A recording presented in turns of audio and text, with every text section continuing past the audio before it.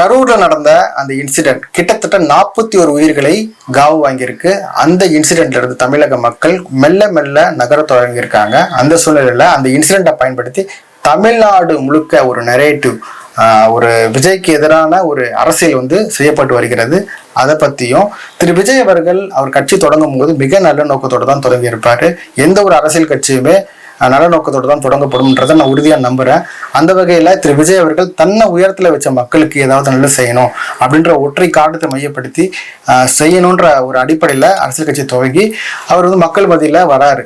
அந்த சூழ்நிலையில தன்னுடைய கட்சியில இருக்கக்கூடிய நிர்வாகிகள் லோக்கல் பாலிடிக்ஸ்ல அனுபவம் மிக்கவர்களா இருக்கணும். அப்படி இருக்கும்போது நிறைய திட்டமிடல்கள் சரியா நடக்கும். விஜய் அவர்கள் எளிதாக அணுகக்கூடிய ஒரு தலைவராக மாறணும் அப்படின்ற ஒரு கருத்தையும் ரசிகர் மன்றத்தில் இருக்கவங்க முக்கிய பொறுப்புல இருக்கிறதுனால அவர்களுடைய அரசியலும் அனுபவம் மிக்கவர்களுடைய அரசியலும் வித்தியாசமா இருக்கும்.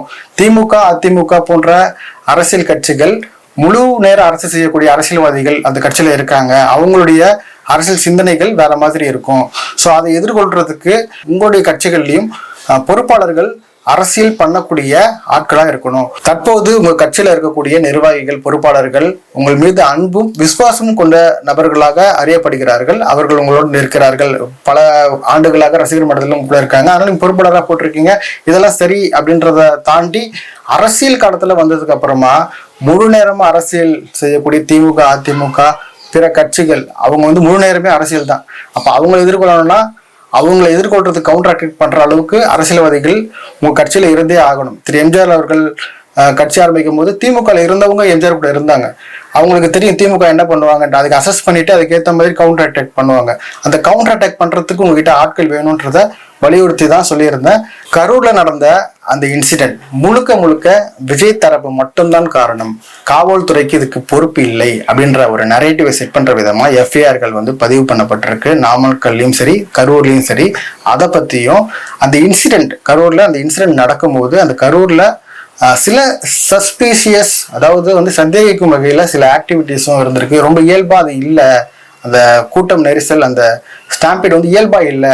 அது ஏதோ ஒரு விஷயம் நடந்திருக்குன்றதையும் பல இன்சிடென்ட் மூலியமா மக்கள் பல்வேறு கருத்துக்களை பதிவு பண்ணியிருக்காங்க. இந்த ரெண்டு விஷயத்தை பற்றியும் தான் நீங்க பேச வேண்டியிருக்கு. ஸோ அதை பத்தி பேசலாம். 4ஆம் தூண் நேயர்களுக்கு வணக்கம். நான் வெங்கடேஷ். வீடியோக்குள்ள போலாம். தமிழக அரசோடைய ப்ரிகாஷன்ல கவனக்குறைவு இருக்கு. ஆனா போஸ்ட் ஆக்ஷன், அதாவது ஒரு சம்பவம் நடந்ததுக்கு அப்புறம் செய்யக்கூடிய அந்த ஆக்ஷன்ஸ் ரொம்ப வேகமா இருக்கு, இயல்பை மீறினதா இருக்கு, ரொம்ப ஆர்டிபிஷியலா இருக்கு. அது பார்க்கும்போது கண் கூட தெரியுது. என்ன நடக்குது? முதலமைச்சர் உடனடியா தலைமைச் செயலகம் போறாரு. அங்க போய் அதிகாரிகளோட பேசி ஒரு நபர் விசாரணை ஆணையத்தை அமைக்கிறாரு. ஒரு விஷயம், ஒரு இன்சிடென்ட் பேரிடர் காலத்துல நடக்குது அப்படின்னா அப்ப என்ன பண்ணுவாங்கன்னா கவர்மெண்ட் உடனடியா அங்க பாதிக்கப்பட்ட மக்கள் காலத்துல இருந்து மீட்பாங்க. மீட்கப்பட்ட மக்களுக்கு நிவாரணத்தை அறிவிப்பாங்க. இதுதான் இயல்பா நடக்கிற விஷயம். இங்க என்ன நடக்குதுன்னா மீட்கிறாங்க மக்கள், பாதிக்கப்பட்ட இடத்துல மீட்டு மருத்துவமனைக்கு போறாங்க. மருத்துவமனையில திமுக முன்னாள் அமைச்சர் செந்தில் பாலாஜி இருக்காரு. அன்பில் மகேஷ் உடனடியா அந்த ஸ்பாட்டுக்கு வராரு. இதெல்லாம் மீட்பு பணிகள். உடனடியா ஒரு தமிழக அரசு சார்பாக நிவாரணம் அறிவிக்கிறாங்க. 10 லட்சம் நிவாரணம் அறிவிக்கிறாங்க. இந்த மீட்பு பணியும் நிவாரணமும் அறிவிக்கப்பட்ட உடனடியாவே விசாரணை குழு அமைக்கிறாங்க. மீட்பு, நிவாரணம், விசாரணை பின்னாடி தான் பார்ப்பாங்களே. இது எல்லாமே டக் டக் டக் டக் டக் நடக்குது. இங்கதான் ஒரு கேள்வி எழும்புது. இது ரொம்ப இயல்பா இல்லையே, ஒரு ஆர்டிபிஷியலா இருக்குன்ற கேள்வி இந்த இடத்துல நம்ம எழுப்ப வேண்டியதா இருக்கு. விசாரணை குழு அமைத்த உடனேயே முதலமைச்சர் அங்க இருந்து புறப்பட்டு நேரடியா கரூர் போறாரு. அங்க மக்களை போய் பாக்குறாரு. அதே போல அந்த இடத்துல ஏற்கனவே பல கட்சி சேர்ந்த பிரமுகர்களும் இருக்காங்க. காலையில இபிஎஸ், அண்ணாமலை, சீமான் எல்லாரும் வராங்க. உதயநிதி ஸ்டாலின் எல்லாரும் வராங்க. எல்லா அமைச்சர்களும் அந்த பகுதிகளுக்கு போறாங்க. இதெல்லாம் நடக்குது. மீட்பு பணி நடந்துட்டு இருக்கும்பொழுது உடனடியாக விசாரணை ஆணையம் அமைச்சாங்க. அந்த விசாரணை ஆணையம் அடுத்த நாளே களத்துல இறங்குது. அருணா ஜெகதீஷன் முன்னாள் நீதியரசர் அவருடைய தலைமையிலான இந்த விசாரணை உடனடியாக அந்த ஸ்பாட்டுக்கு போயிட்டு விசாரணை நடத்துறாங்க. அந்த இடத்துல என்கொயரி பண்றாங்க. இதெல்லாம் இவ்வளவு வேகமா நடக்கிறது தான் கேள்வி. இதுக்கு முன்னாடி நான் பார்க்கல. எந்த ஒரு ஆட்சியிலுமே இவ்வளவு வேகமா ஒரு விசாரணை கமிஷன் நடவடிக்கை எடுத்து நான் பார்க்கல அப்படின்றத பதிவு பண்ணிக்கிறேன். கரூர்ல நடந்த இந்த இன்சிடென்ட் தமிழக அரசோட வேகமான செயல்பாடுகள், இதை பத்தி நம்ம பேசியிருந்தோம். அந்த இன்சிடென்ட் நடந்த இடத்துல சில சஸ்பீஷியஸ் ஆக்டிவிட்டிஸ் நடந்திருக்கு. அதை மக்களே பல ஊடகங்கள்ல பேட்டியா கொடுத்துருக்காங்க. அதுன்றதை நம்ம பார்க்கலாம். குறிப்பா அதுல முக்கியமா இந்த ஸ்டாம்பேட் நடக்கிறதுக்கு முக்கியமான காரணமா கருதப்படுறது அந்த கூட்டத்துக்குள்ள நெருக்கடியான நேரத்துல மக்கள் ஒன்றன் பின் ஒருத்தரா அடர்த்தியா காற்று கூட போக முடியாத ஒரு நெருக்கத்துல நிக்கிறாங்க. காலையில இருந்து நிக்கிறாங்க, வெயில் தாக்கம், தண்ணி குடிக்க முடியல, சாப்பாடு கிடைக்கல. இந்த மாதிரி சோர்வான நிலையில் நிற்கும் போது அந்த குறுக்கலான பகுதியில தான் அந்த இடமே கொடுத்துருக்காங்க. அந்த பகுதியில வந்து தொடர்ச்சியா ஆம்புலன்ஸ் வந்து போறது நடந்திருக்கு. குறிப்பா இதுக்கு முன்னாடியுமே திரு எடப்பாடி பழனிசாமி அவர்கள் அவரோட கூட்டங்கள்லையுமே இந்த ஆம்புலன்ஸ் போன அந்த விஷயங்களை வந்து அவரே குற்றச்சாட்டா பல இடங்கள்ல வந்து பதிவு பண்ணியிருக்காரு. இந்த ஆம்புலன்ஸ் கலாச்சாரம் வந்து ரீசெண்ட் டைம்ல எதிர்கட்சிகள் போகக்கூடிய எல்லா கூட்டங்கள்லையுமே வந்து பயன்படுத்தப்படுது. இது யார் பண்றாங்க, இது வேணுனே பண்றாங்களா, இது அரசியல் உதவியாக பண்றாங்களான்றது மக்களால நிச்சயமா புரிஞ்சுக்க முடியுன்றதை நான் உணர்றேன். அதே போலதான் விஜய் அவர்கள் நடத்தின அந்த கூட்டத்துக்குள்ளேயுமே வந்து பல ஆம்புலன்ஸ்கள் வந்து தொடர்ச்சியா போயிருக்கு. ஏற்கனவே மக்கள் வெயில்ல நிக்கிறாங்க, அந்த ஆம்புலன்ஸும் போகும்போது அதுக்கு இடம் கொடுக்க வேண்டிய சூழ்நிலையினால ஒன்றன் பின் ஒன்றாக முன்னாடி பின்னாடி நகரும் போது அங்க ஒரு வேவ் ஒன்று ஃபார்ம் ஆகுது. அது வந்து மக்கள் மேல மக்கள் மோதி கீழே விழக்கூடிய ஒரு ஆபத்தான ஒரு நிலை இருக்கு. ஏன்னா ஏற்கனவே டயர்டா இருக்காங்க, இந்த ஆம்புலன்ஸ்க்கும் வழி விடணும் அப்படின்ற ஒரு நோக்கத்துல வந்து இதெல்லாம் நடந்திருக்கு. இதுவும் ஸ்டாம்பேடுக்கு ஒரு காரணமா சொல்றாங்க. கல்வீச்சு நடந்ததாகவும் சொல்றாங்க. ஒரு சிலர் விஜய் மேலேயே செருப்பு வீசப்பட்டதா சொல்றாங்க. அதையும் ஒரு காவலர் தடுக்கிறாரு, அது காட்சியிலும் கூட நம்ம பார்த்திருந்தோம். அதே போல தடியடி நடத்திருக்காங்க. இதெல்லாம் ஏன் நடத்தினாங்க, இதெல்லாம் ஏன் நடந்துச்சு, இதெல்லாம் ரொம்ப சஸ்பீஷியஸா இருக்கு. முகம் தெரியாத, அதாவது வந்து அந்த கட்சிக்கு சம்மந்தம் இல்லாத நிறைய பேர் அந்த கூட்டத்துல இருந்ததாகவும், அவர்கள் இந்த கரண்ட் வந்து அடிக்கடி கட் ஆயிருக்கு, அப்போ வந்து அவர்கள் தாக்குனாங்க மற்றவங்களை அப்படின்னும் சில பேர் வந்து அந்த ஹை விட்னஸா இருக்கக்கூடியவங்க, அந்த மக்கள் நேரில் பார்த்தவங்க பேட்டியா பதிவு பண்ணியிருக்காங்க. ஸோ இதெல்லாமே கூட ரொம்ப சஸ்பீஷியஸா இருக்கு. இயல்பா நடந்த மாதிரி இல்லை, ஒரு ஆர்டிஃபிஷியலா உருவாக்குன மாதிரி இருக்கு இந்த ஸ்டாம்பேடை.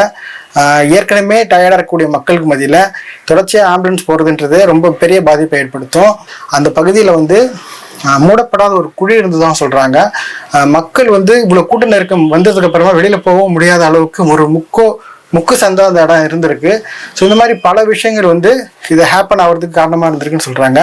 இதெல்லாம் அரசியல் நோக்கத்துக்காக பண்ணியிருந்தாங்க அப்படின்னா மக்களுடைய உயிருக்கு சேதம் ஏற்படுத்தக்கூடிய வகையில யார் அரசியல் நோக்கத்துக்காக இது பண்ணிட்டு இருந்தாலும் கண்டிப்பா முதல்வர் ரேஞ்சுக்கெல்லாம் அது தெரிஞ்சிருக்க வாய்ப்பு இல்லை. இது போன்ற சம்பவங்களுக்கு வந்து ஒருபோதும் ஒப்புக்கொள்ள மாட்டார் அப்படின்றத நான் முழுமையாக நம்புறேன்.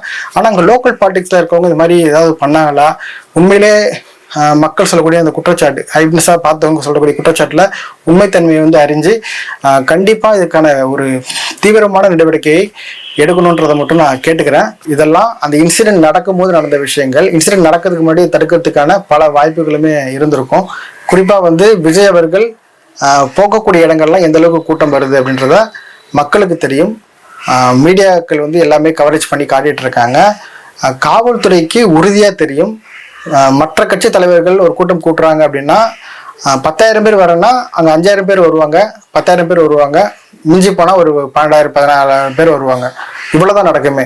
ஆனால் விஜய் போனால் அந்த கட்சிக்காரங்களையும் தாண்டி பொதுமக்கள் வராங்க, சின்ன சின்ன குழந்தைகளை கூட்டு வராங்க. எவ்வளவு முறை சொன்னாலுமே காவல்துறை சார்பாகவும் அறிவுறுத்துறாங்க, கட்சி தலைமை சார்பாகவும் அறிவுறுத்துறாங்க. குழந்தைகள், கர்ப்பிணி பெண்கள், முதியவர்கள் வரக்கூடாதுன்னு ஓப்பனாக அனௌன்ஸ்மெண்ட் பண்ணி தான் அவங்க கூட்டத்தையே ஆர்கனைஸ் பண்ணுறாங்க. ஆனாலும் அவரை பார்க்கணுன்ற ஒரு ஆர்வத்தில் எல்லாரும் வராங்க.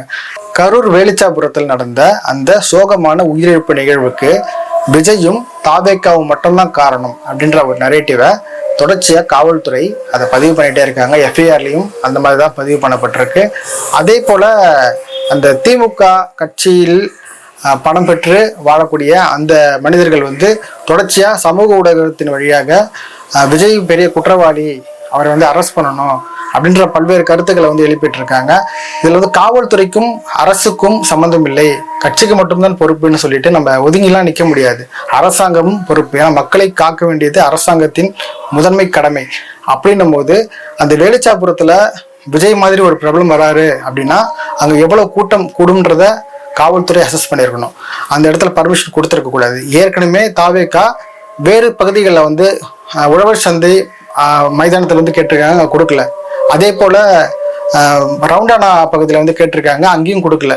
ஸோ இந்த 2 பகுதியும் கொடுக்காம குறுக்கலான முக்கு சந்தா இருக்கக்கூடிய மக்கள் அதிகமாக வந்து சேர்ந்தாங்கன்னா வெளியில போகவே வசதி இல்லாத ஒரு பகுதியில் காவல்துறை ஆபத்தை உணராமல் அந்த இடத்துல பர்மிஷன் கொடுத்தது தவறு.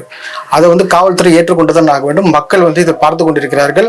அதே நேரத்தில் கட்சி சார்பா திரு விஜய் அவர்கள் அந்த பகுதிக்கு பிரச்சாரம் ஏற்கனவே திட்டம் வகுத்த அந்த நேரத்துல வராம தாமதமா ஏன் வந்தன்றத திரு விஜய் அவர்கள் கண்டிப்பா அதுக்கான பதில் வந்து அவரும் சொல்லிதான் ஆகணும். இந்த இன்சிடென்ட்டை பொறுத்த வரைக்கும் காவல்துறை நாங்க பொறுப்பில்லைன்னு சொல்றதும், அதே போல தாவேக சார்பில் நாங்கள் இதுக்கு பொறுப்பு இல்லைன்னு சொல்றதும் ரெண்டுமே வந்து ஏற்க முடியாது. இதுக்கு வந்து சம அளவுல ரெண்டு பேருமே பொறுப்பு. அரசாங்கமும் பொறுப்பு, அந்த கூட்டத்தை நடத்திய அந்த இடத்துல அவ்வளவு கூட்டம் கூடனா ஒரு ஆபத்து ஏற்படும்ன்றது உணராமல் நிர்வாகிகள் அந்த இடத்துல ஆர்கனைஸ் பண்ணதும் குற்றம் அப்படின்றது தான் நம்ம பார்க்க வேண்டியதா இருக்கு. இதை வந்து ஒரு அரசியல் வாய்ப்பா பயன்படுத்தி விஜய் எப்படி எப்படிலாம் முடக்கலாம், அவர் கட்சியை வந்து எப்படி எப்படிலாம் முடக்கலாம்ன்று பல வேலைகள் வந்து நடத்திட்டு இருக்காங்க. தொடர்ச்சியா சமூக வலைதளங்கள் மூலமா விஜய்க்கு எதிரான அவதூறுகளை பரப்புறது, அவர் வீட்டு முன்னாடி போய் போராட்டம் பண்றது, அவர் மட்டும்தான் குற்றவாளி என்ற எஃப்ஐஆர் பதிவு பண்ணப்படுது, அவர் வந்து இதுக்கு மேல அவருக்கு பர்மிஷன் கொடுப்பாங்களா, இது மேல அரசியல் வாழ்க்கையை அவருக்கு முடிஞ்சிடுச்சு அப்படின்னு சொல்லி நிறைய விவாதங்களை வந்து கலப்புறாங்க. நிறைய விஷயங்களை வந்து பேசுறாங்க. இதுக்கு அரசுக்கு இதுக்கு சம்மந்தம் இல்லை, விஜய் கூட்டம் தான் சரியில்லை, அவர்களுடைய அரசியல் பக்குவப்படுத்தாத கூட்டம்னு சொல்லி ஒரு பக்கம் ஒரு நரேட்டிவ் செட் பண்ணிட்டு இருக்காங்க. ஃபைனலி கரூர் இன்சிடென்ட்டை பயன்படுத்தி விஜய் அவர்களுடைய அரசியலை எப்படியெல்லாம் முடக்கலாம், விஜய் அவர்களுடைய அரசியல் வாழ்க்கையை எப்படியெல்லாம் தடுக்கலாம், விஜயின் தாவேக கட்சியை எப்படியெல்லாம் ஒழிக்கலாம், அதே போல அந்த கட்சி நிர்வாகிகளை எப்படியெல்லாம் அச்சுறுத்தலான்ற பல நடவடிக்கைகளை செய்துட்டு வராங்க. சோசியல் மீடியா மூலயமா விஜய்க்கு எதிரான ஒரு ஸ்ட்ராங் நரேட்டிவை வந்து பில்ட் பண்றாங்க. அதை வந்து கண்ணால பார்க்க முடியுது. அதே நேரத்துல காவல்துறை தொடர்ச்சியா அந்த நிர்வாகிகள் மீதும் வழக்கு போட்டுட்டு வராங்க. விஜய் மட்டும்தான் இதுக்கு காரணம் என்பது போல ஒரு வழக்கை வந்து தொடர்ச்சியா அந்த நிர்வாகிகள் மீது பதியப்படுகிறது. இது போன்ற பல அடக்குமுறைகளுக்கு வந்து தாவேகா மீதும் அந்த கட்சியினுடைய தலைவர் விஜய் மீதும் வைக்கப்படுவது வெளிப்படையாவே நம்மளால உணர முடியுது. பல மக்கள் இந்த சூழ்நிலையிலுமே கூட விஜய் அவர்களுக்கு ஆதரவா பேசுறாங்க. தாவேகாவுக்கு எதிராக நடத்தப்படும் இந்த அரசியல் போர், இந்த சூழ்ச்சி வஞ்சகத்தெல்லாம் தாவேகா எதிர்கொண்டுதான் ஆகணும். அரசியல்னாலே அதுதானே, சூழ்ச்சி வஞ்சகம் தானே அரசியல். அதனாலதான் டேர்ட்டி பாலிடிக்ஸ்ன்னு சொல்லுவாங்க. ரொம்ப அழுக்கான பாலிடிக்ஸ், அழுக்கான மனிதர்கள் தான் அதில் இருக்க முடியும். பொய் சொல்லணும், ஊழல் பண்ணணும், மனசாட்சியே இல்லாமல் நடந்துக்கணும் அப்படின்னா தான் பாலிடிக்ஸ் வர முடியும். இப்படிதான் அரசியல் வந்து மக்கள் பார்வையில இருந்துச்சு, பொதுவான மக்கள் பார்வையில. அப்போ விஜய் மாதிரி ஒரு பெரிய நடிகர் வரும்போது, பிரபலத்தன்மை வாய்ந்தவர் வரும்போது பல இளைஞர்கள், பெண்கள் வந்து பாலிடிக்ஸை கவனிக்க ஆரம்பிக்கிறாங்க. நிறைய பேர் வந்து பாலிடிக்ஸ்குள்ள வராங்க, பாலிடிக்ஸை பத்தி பேசுறாங்க, கவனிக்கிறாங்க. ஸோ இதெல்லாம் வந்து விஜய் வந்ததுக்கு அப்புறம் நிறைய நடந்திருக்குன்றதை யாரும் மறக்க முடியாதுன்னு நான் நம்புறேன். ஸோ அந்த அளவுக்கு பெரிய ஃபாலோவர்ஸ் வச்சிருக்கக்கூடிய விஜய் அவர்கள் அரசியலில் வந்து இது போன்ற வஞ்சகங்களை எதிர்த்து தான் ஆகணும். வரலாறு திரும்புகிறதுன்னு சொல்லும் போது நீங்க சொல்றீங்க, நம்ம அதுக்கும் பின்னாடி போய் பார்ப்போம். பாலிடிக்ஸ்னாலே மன்னர் ஆட்சியில் என்ன பண்ணுவாங்க, ரத்த உறவுகளையே கொன்று ஆட்சி வருவாங்க. அந்த மாதிரி ஆட்சி வெறி பிடித்தவர்கள் அந்த அளவுக்கு ரொம்ப கொடூர புத்தி கொண்டவர்களாக தான் இருப்பாங்க. அப்போ நீங்க அதெல்லாம் எதிர்க்கிறதுக்கும் அந்த நய வஞ்சகத்தை கவுண்டர் அட்டாக் பண்றதுக்கும் நீங்க தயாரா இருக்கணும். அதுக்கு நீங்க வந்து உங்க கட்சியை தயார்படுத்தணும். ஸோ இதெல்லாம் அரசியல் ரீதியாக நீங்க பண்ண வேண்டியது. உங்ககிட்ட இருக்க ஃபேன் பேஸ் இருக்கு, உங்ககிட்ட ஒரு பாலிசி இருக்கு அப்படின்னா நீங்க அதை பேசி மக்கள்கிட்ட வாக்கு கேட்கலாம். அந்த மக்கள் உங்களுடைய கருத்துல வந்து உடன்பட்டாங்கன்னா உங்களுக்கு வாக்களிக்கலாம். இதுதான் ஜனநாயகம். ஒரு கொள்கை ரீதியா பேசிதான் ஒரு கட்சியை வீழ்த்தணும், இல்லை ஒரு கட்சியை வந்து மேலே கொண்டு போகணும். இதை விட்டுட்டு தனிப்பட்ட தாக்குதல் நடத்துறது, அவர்களை அரசியல் ரீதியா முடக்கிறேன்னு சொல்லிட்டு அதிகாரத்தை பயன்படுத்துறது, இது போன்ற விஷயங்கள்லாம் மக்களே புரிஞ்சுக்குவாங்க. நீங்க ஜஸ்ட் அவங்களை எக்ஸ்போஸ் பண்ணி விட்டீங்கனாலே போதுமானது.